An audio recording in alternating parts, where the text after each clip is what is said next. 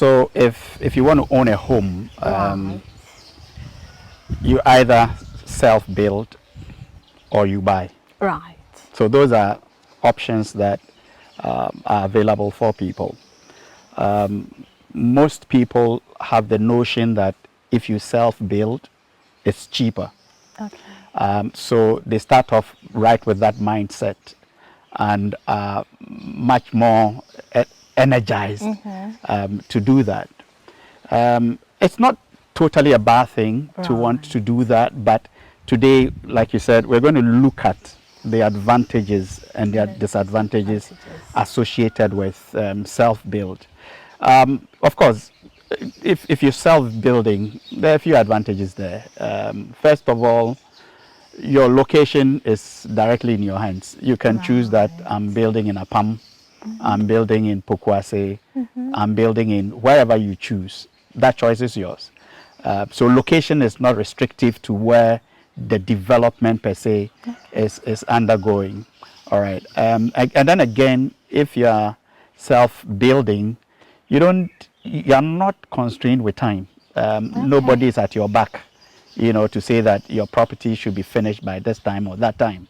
So you can take your own time and pace out the build depending on a few other factors, your cash flow, your need to move in quickly or otherwise, and things like that. If you're also self-building, you can decide to stage out the build. In fact, you could also even decide that you will move into the enclave or your house before it is finished. You can. We have something we call practical completion of a building. If you say a building is practically complete, it means that for all intents and purposes for habitation, you can go in. You will not be subjected to the effects of the weather. You already have a roof over your head. You probably have your external doors put in place, and then your windows are in place. Whatever is happening inside, it's for you to determine or to decide. So in that case, you can move in and take your time, and then complete your property, as it were. Again, if you are doing self-build, it means that you have the right of choice of who are going to be the professionals you want to work with. You can decide who will be your architect and all of that. Maybe another advantage I can think about is that for every development enclave, we have architectural themes. So if you are self-building, you could be free on whichever architectural theme you want to use. You could be free on whichever exterior facades you want to choose without infringing on probably rules of the estate. So those are some of the advantages that come with a self-build. But it also comes with a huge lot of disadvantages, which we could delve into as well. Right. I would like us to talk about that. I remember when we were treating building material choices in the building process, you mentioned a number of, you shared an experience where people would sometimes go to the market, and then because they do not have the kind of eyes you have, they're unable to make the right decision regarding materials and all of that.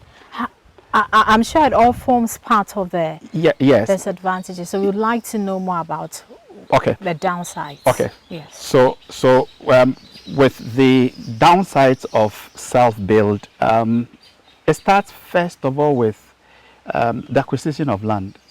It can be daunting. It can be laborious. We all are aware of land litigations, imperfection in titling. What this means is that you will have to pursue and follow up on all of these. Permit acquisition, you would have to be doing that yourself. Trying to engage different professionals, assuming you want to do it well. Like we have already discussed, the role of professionals in the build. This time, it means that you would have to go out of your way, look for the professionals. Let's name them. You're looking for an architect. Yes. You're looking for a structural engineer. You are looking for a quantity surveyor. Actually, you may be looking for a surveyor to come and map out your place to start with. And then after that, you look for the architect, structural engineer, quant surveyor, mechanical engineer, electrical engineer. You look for a project manager or supervisor for your thing. And then you have to look for artisans that you would have to work with. All of that process can be overwhelming. Then you are coming to the decision of permits and the pursuit of permits. You're going to be looking for permits with the authorities. You are looking for EPA permit, fire permit. It's so many things together. The building has not started, but you're already tired. Because you have chosen to self-build. Now, for those who decide to, cut corners, it comes to bite them along the line. So when you say cut corners, in what regard? Examples? Some may decide to start building without a permit. Right. Okay. So it explains why sometimes in town you would see AMA inscriptions on ongoing projects. Exactly. Stop work now. Exactly. And all of that, because the permit acquisition actually takes some time. And the permits also require that your drawings are of a certain standard. It follows certain details that can be tabled, for the authorizing agencies to properly say that indeed your designs, your details, your drawings, and everything meets the permits that are required. So you would want to go through all that by yourself, before you commence the building, and it's a lot of work. It's a lot of work, and then you come to the building itself. When you begin it, you need to be looking for the skilled labor, the unskilled labor, depend on people to do your procurement of materials for you, and all the corners that they cut, like you referred to some of the materials you want, they won't get you the right materials. You don't have the eye to be able to tell whether what they have supplied is actual quantity that you have paid for, or is of the quality that you paid for, or the specifications that you asked for. So all of these make it almost a deterrent, wanting to do it by yourself, and especially if you want to do it very well. Then again, with the self-build, you end up probably having a nice house but sitting in the middle of nowhere. Your environment is not determined by you. Your neighborhood is not determined by you. Who become the playmates of your kids are not predetermined by you.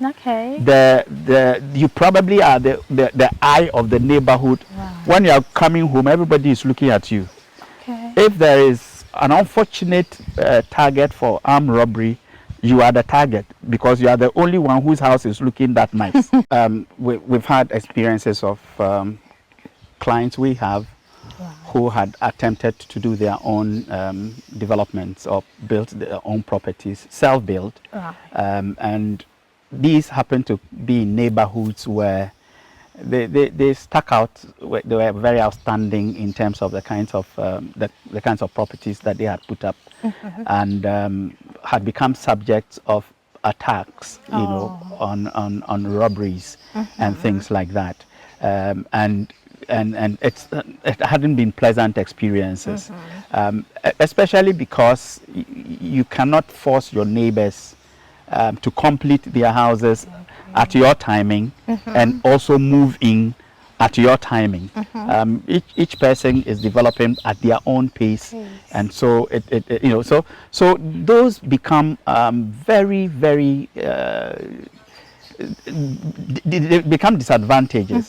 Then you look at the entire cost structure of engaging all these other people by yourself. I counted about 7 professionals you would have to engage. Just even when the building has not started.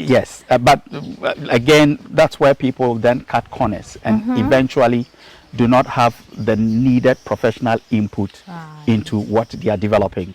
So they may not end up using all these professionals. They just get some wayside person who can draw something for them, and then they just begin to build, and eventually sometimes ends up with buildings collapsing here and there because the integrity is not being authenticated.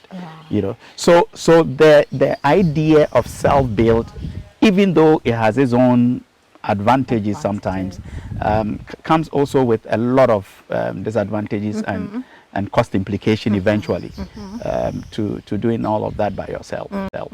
Uncle Sam, let's now talk about our first-time homeowners, or people who would want to buy more, but then they decide to buy. What are the advantages and the disadvantages? Very well. So once you decide to buy rather than to self-build, Right. and you go through the motions we laid out in the earlier episodes as to the things you need to check when you visit a prospective developer of choice, you find that you do not need to worry about land acquisition to start with. Right. You don't need to go through all the struggles of perfecting title. You don't have to worry about double sale. Okay. Once you go and you authenticate that the developer is gone through all those motions already and has perfected title, that entire headache is off your back. You do not have to go contending with land guards yourself. You do not need to go seeking for permits for your buildings. All you need to do is to ask the developer whether he has a developmental permit. Okay. And you just want to see it. If he has acquired it and he shows it to you, you are good to go. So you don't have to worry at all about that. Then you also don't need to worry about professionals, because chances are the developer has engaged a solid team of professionals who have done all the thinking or continue to do the thinking. You don't need to engage them one after the other. Models would already have been developed for your viewing. So even before you make a choice of a house, you can possibly have an advantage of seeing how your house will look like. Or already have a tour in one of the homes that you probably may prefer. So all of that becomes second issues. You don't need to worry about You that. go about your duties. You don't need to waste. You don't need to waste your time. The time alone. You don't need to waste time going from office to office trying to get all these things done. Then apart from that, you have the advantage of seeing the neighborhood. Right. Okay. Knowing the location, seeing the layout. If the development has started, it gives you even a great sense of how the neighborhood itself will shape up. Neighborhoods have a way of influencing the value of the property that you are acquiring. So already it gives you a sense of whether the property you are acquiring will appreciate or depreciate in value with time. And I guess we will talk about that a bit later. Okay. All right. Apart from that, you can immediately tell whether that neighborhood would have facilities. All right. Does it have a swimming pool? Will it have a tennis court? Will it have kids' playground?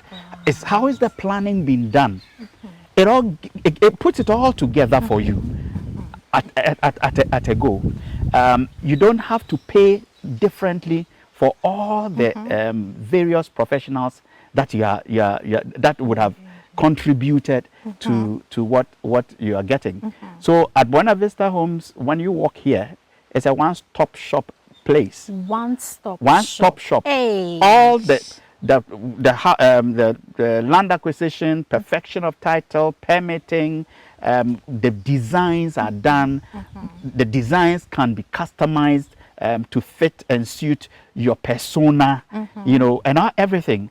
And so when you walk there, and everybody's like, yes, this is a fear. You know. Oh yeah. Yes, I mean, fear signature. Fear signature is right in the house. You know, when you drive into it, and apart from that, I mean, the biggest advantage with buying into a community is the security of it. Security is everything. It is. All right. So you would want to be sure that you are getting to a neighborhood where you are secure, family is secure, your kids are secure. You can roam about, you can take a walk, you can jog around, you can speak to like-minded people within the neighborhood. And most of the time, the price brackets of a given neighborhood can give you a good prediction of the level of people who live within the neighborhood. Okay. And they are more likely to be people of your Like-minded. very like-minded. Okay. And it's indirect, but you are indirectly choosing the friends of your kids right from the beginning. Earlier, you mentioned something about buying into a neighborhood. Yes. Right. You see, there are certain intangibles that go with buying from a well organized neighborhood like Buena Vista. Buying into a neighborhood. Let's pause on that, and we'll go for a break and come back. I know you're enjoying the conversation, but relax. Uncle Sam is here for you. We are not done at all. We are not done. Let's go for a break. We'll be back shortly. This is a